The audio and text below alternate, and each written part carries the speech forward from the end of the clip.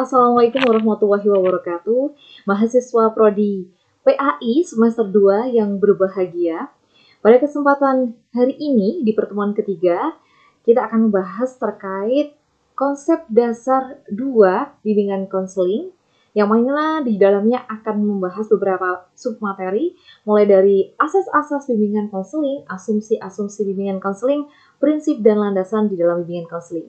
Akan tetapi sebelum kita membahas lebih jauh terkait beberapa materi tersebut, perlu saya ingatkan kembali bahwa meskipun Anda para mahasiswa dengan prodi PAI, hukumnya tetap wajib dan penting mempelajari bimbingan konseling dikarenakan guru, baik guru mata pelajaran mereka merupakan konselor pertama bagi peserta didik. Maka sudah sepatutnya Anda nantinya menjadi orientasinya menjadi seorang guru PAI juga harus mempelajari beberapa hal, pengetahuan ataupun beberapa kompetensi yang wajib dimiliki oleh guru gitu ya.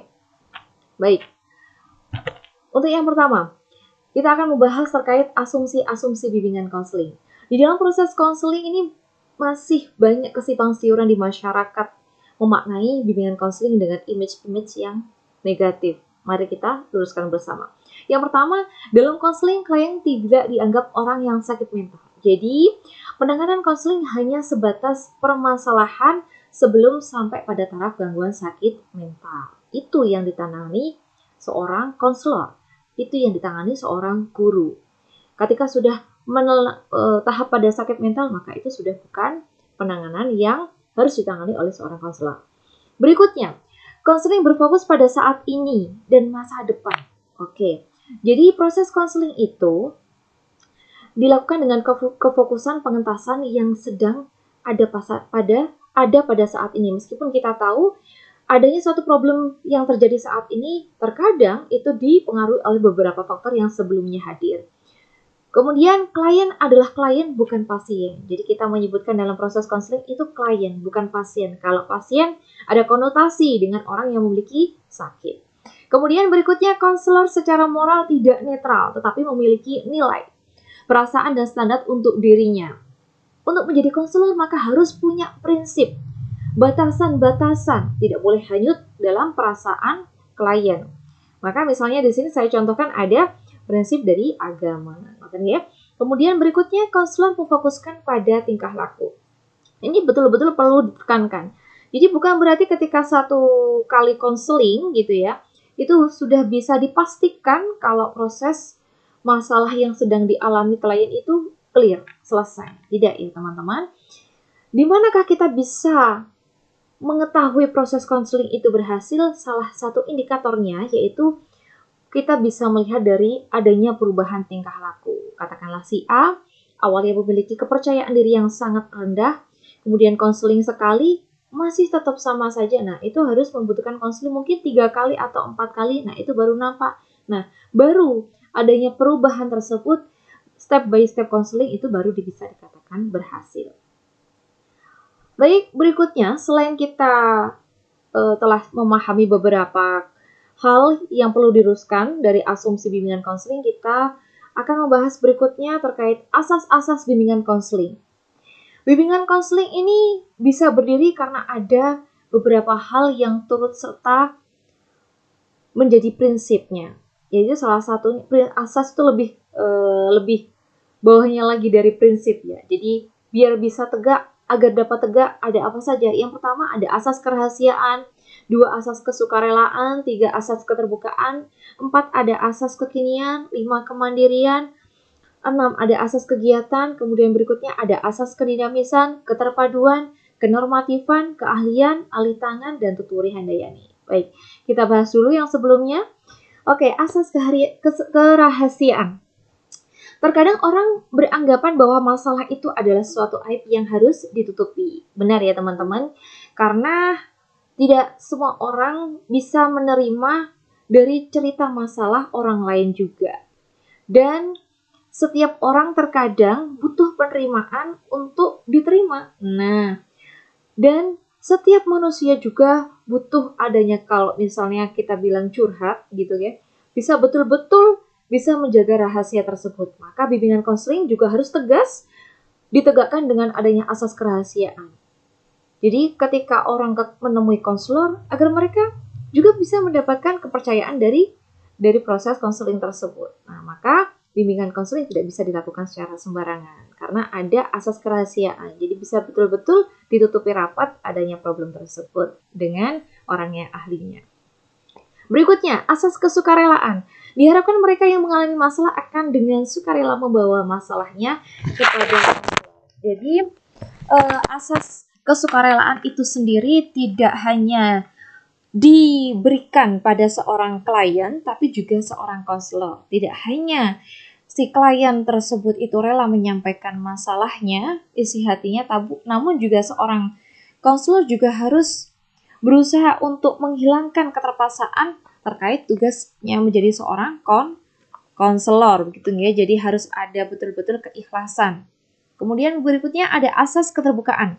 Berlangsung dalam suasana keterbukaan baik dari pihak konselor maupun konseli.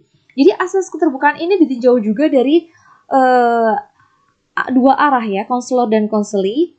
Maka untuk mendalaminya lebih dalam maka dibutuhkan salah satunya skill komunikasi interpersonal sedalam-dalamnya. Bahkan jika perlu pengalaman yang dimiliki oleh seorang konselor itu nanti berkorelasi juga untuk sebagai wadah mengatasi permasalahan klien, itu juga diperbolehkan.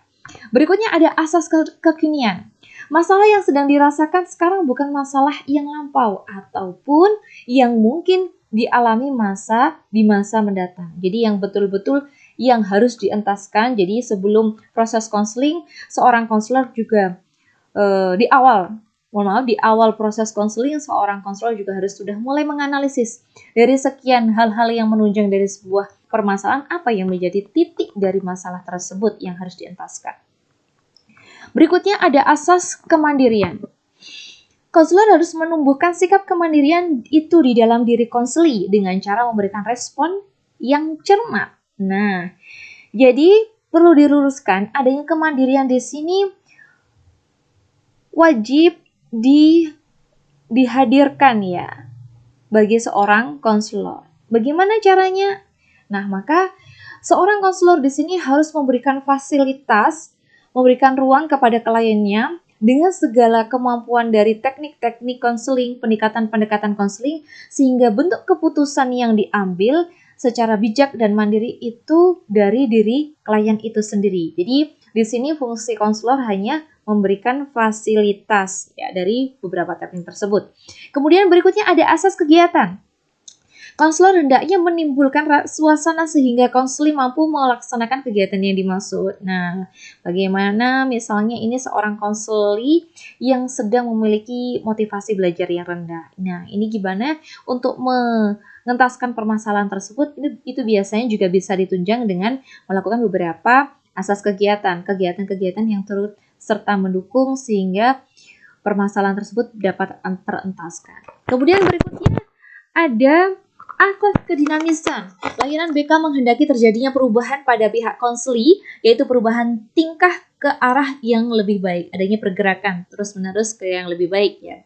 Asas keterpaduan berusaha memadukan berbagai aspek dari individu konseli. Terkadang orang yang sedang bermasalah itu memang ada beberapa hal yang terjadi pada kesenjangannya, baik dari segi pribadinya terkait mungkin hubungan dengan orang lain, maka butuh misalnya pengentasan dengan daya dukung dari orang tua. Kemudian berikutnya ada asas keahlian. Jadi pelaksanaan proses konseling hanya dibolehkan oleh seorang yang ahli yang menguasai teknik-teknik keprofesional konseling. Dilanjutkan ada asas alih tangan. Apabila seorang konselor sudah mengerahkan segenap kemampuannya namun masih belum terbantu, maka wajib dialih tangankan. Misalnya setelah diamati, dianalisis, ternyata permasalahannya nggak cukup permasalahan terkait permasalahan kesulitan belajar, misalnya butuh psikolog, maka itu harus dialihkan kepada psikolog. Kemudian yang terakhir ada asas tuturi handayani. Di belakang memberikan dorongan. Jadi adanya asas ini dimaksudkan orientasinya yaitu agar seorang pendidik, pembimbing mampu memberikan daya dorong untuk senantiasa mengerahkan segenap kemampuannya memaksimalkan potensi peserta didik. Dapat saya sampaikan, kurang lebihnya mohon maaf. Semoga ini bisa bermanfaat. Akhirul kalam, wassalamualaikum warahmatullahi wabarakatuh.